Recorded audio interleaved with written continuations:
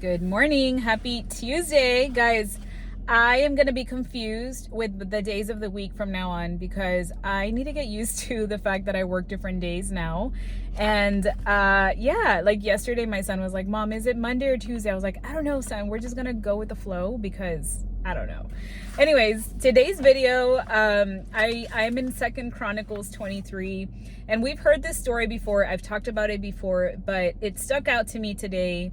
And I just feel like it resonated so much with me and the season that I'm in, and the season that I was in, I should say, and how moving forward, I can really look back and see the goodness of God and see just how faithful He is, and why things had to be done a certain way. So if this is, or this is going to be for anybody that has ever felt like you've been in the shadows, or you feel forgotten or overlooked, and you feel like you're stuck while everybody else is moving, this video is going to be for you. And I just hope that it encourages you in your journey. So to give some context, you all know I bring Bibles. So what's happening right now is Athaliah takes over the throne after her son Ahaziah.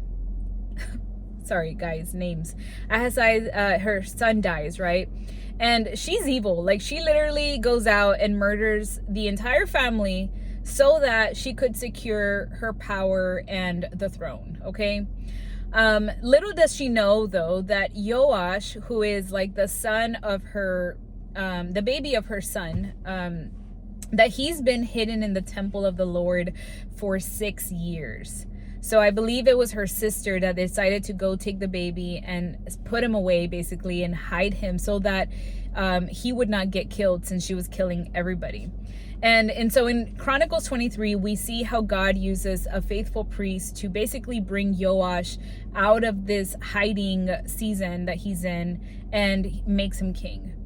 So I really want to hone in on the hidden season and why God does this. Excuse me. Sometimes the Lord puts us in this hidden season where we're out of the spotlight, where it seems quiet, where it's almost like lonely, where sometimes it just feels like there's more of an internal movement rather than an external movement. And I just want to encourage you that it's during this time that maybe there's not much going on publicly in your life, but there is so much happening privately that it is worth being in this hidden season. I think about like the stories that I've already read regarding like who else in the Bible has been in hiding or had to go into this hiding season before they were revealed. And I think about David, for example. David was out in the fields, like he was a shepherd's boy, right? He was just like, taking care of the animals before he was put on the throne, before he became king. Moses was out in the wilderness for a while before the Exodus. And Jesus, obviously the most important story, he would tell people, "Don't tell anybody about me." Even though he was performing all these miracles, it wasn't the right time. So he kept quiet, he kept hidden. And I just feel like God's hidden seasons are where our roots are going to grow deep before the fruit shows up. I think the main question that most of us will have is like, why is this happening? Like, God, why are you hiding me? What are we here for, right? And I feel like there's a few things that we can kind of be reminded of. And I want to remind you, and I want to show you, what God has been doing in Joash and how that applies to us. So I feel like he protects us before we're ready to be revealed. So in the story, Joash was a baby and Athaliah had been killing everybody, right? If Joash had not been hidden, he would have been killed along with all the other ones. And I feel like God sometimes will hide us because our gifts are too valuable to be exposed prematurely. It's not a punishment, rather it's a protection. And so I encourage you today, like if you're in a season where you're like, "Lord, I don't feel like anything is happening right now. Like I don't like where I'm at. I don't like, I feel stuck. I feel like everybody's moving ahead except me." I want you to just kind of ask yourself a little bit of a question. instead of being like woe is me, why don't we switch that mentality to like, God, what are you trying to teach me in this season that I'm in, right? He keeps us from what can kill us if we were to be put out into public ahead of our time. So I'll give you an example of myself. Y'all know I like to put myself in these stories, but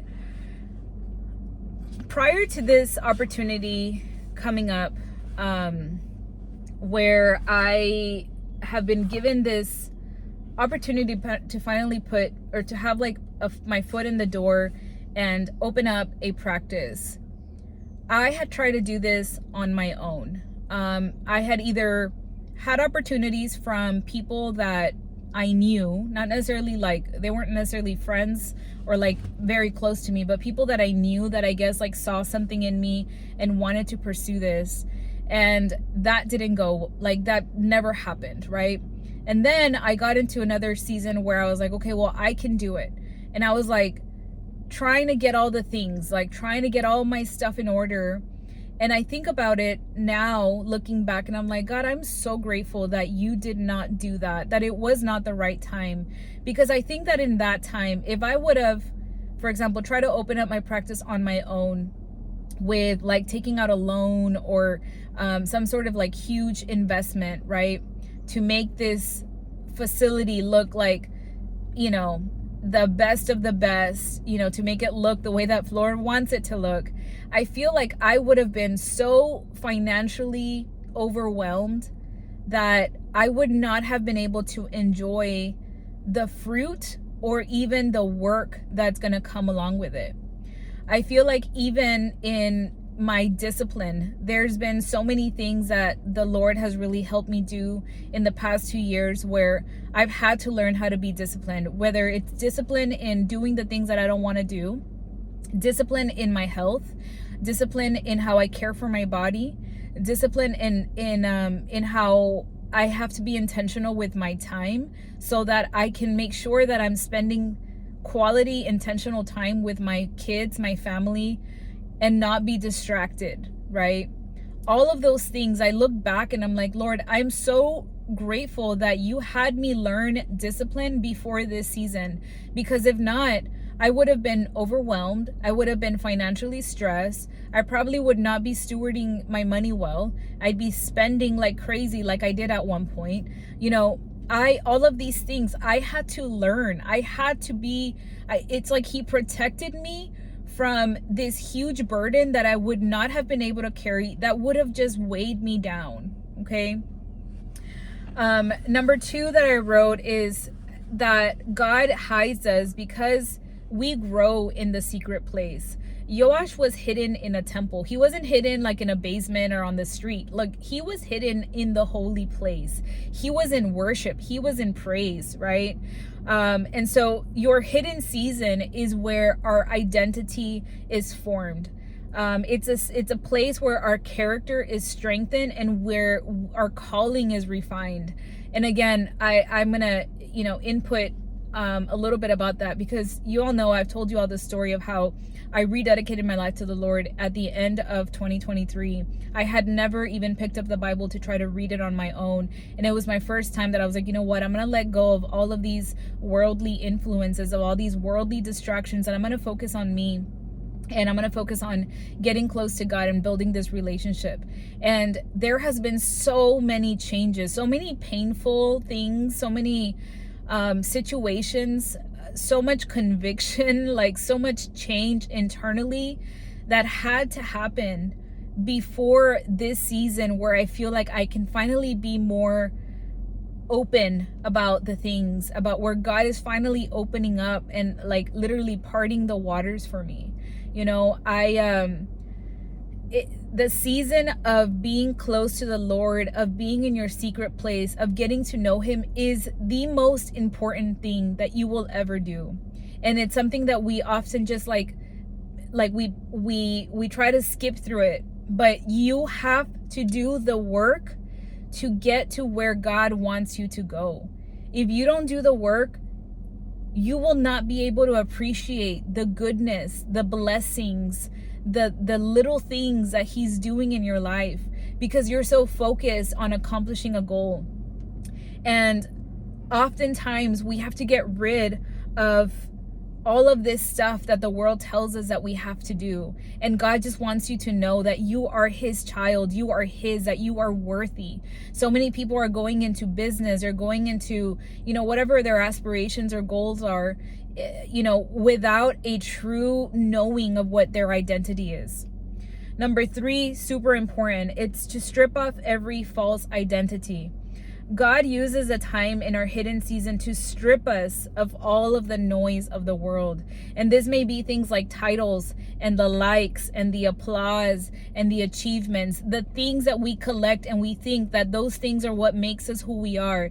And God is like, you know what? That stuff doesn't matter. What matters is that you're close to me. What matters is that you're my child. What matters is that you're obedient. What matters is that you lay down your life for others. What matters is fully surrendering your life. What matters is a life that is what is the word? Just fully dependent on the Lord. And God wants you to know, before you lead them, I want you to know who you are with me alone. I know there's people there, because I have gotten messages, emails, comments about people feeling like they don't know what their purpose is. People feeling like, well, how did you do it? The way that I did it, there is no shortcut. The way that I did it is that I literally put my head down, and I have spent so much time with God and with reading the word that it has changed me. Like we have to be open to the renewing of our mind, to changing. Like you can't have one foot in the world and one foot in with God. I have mentioned this before, but that is what the Lord wants us to know. The Bible is clear. You cannot be, you can't have two masters. You can't serve two masters. You have to serve one. And the only one that is worthy of serving is the Lord. He is the creator of the universe. He has given you every good thing comes from the Lord. Number 4, to prepare the environment for your emergence. Yesterday, I was almost like taken aback. I was like a little emotional because I see this so much in my life right now. While Joash was hidden, the prophet Jehoiada, or I think he was a priest, was working. He was like trying to figure out when he was going to basically get out of hiding and bring him out so that people could see, right? He basically risked everything. He had the courage to do this.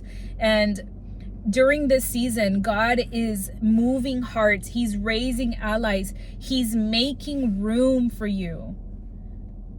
Like I had a conversation with 2 people yesterday that reminds me, Lord, all of these people that I have talked to over time, that I have become friends with, that have had good, genuine conversations with me, those people, I know the Lord has used them and will use them as a way to spread the word. Like it's going to be a word of mouth of why my business is going to be successful, because people know my heart. People know that I'm in it not for the money. I'm in it because this literally is my passion. This literally, I know that God has put me on this earth to do just this, to do this as a way to help people with their health, to help them with their spiritual health.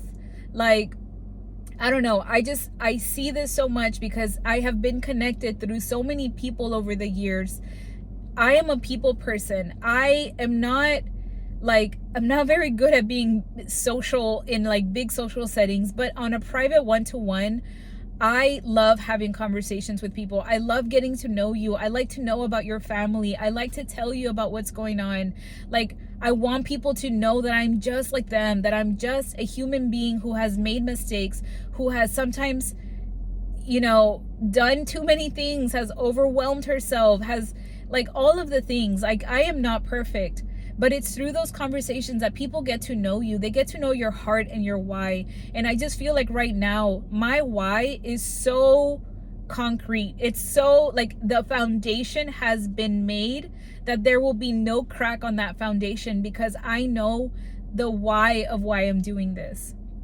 Just because you're not moving doesn't mean that nothing is happening. So I just want to remind you, don't try to force yourself into visibility.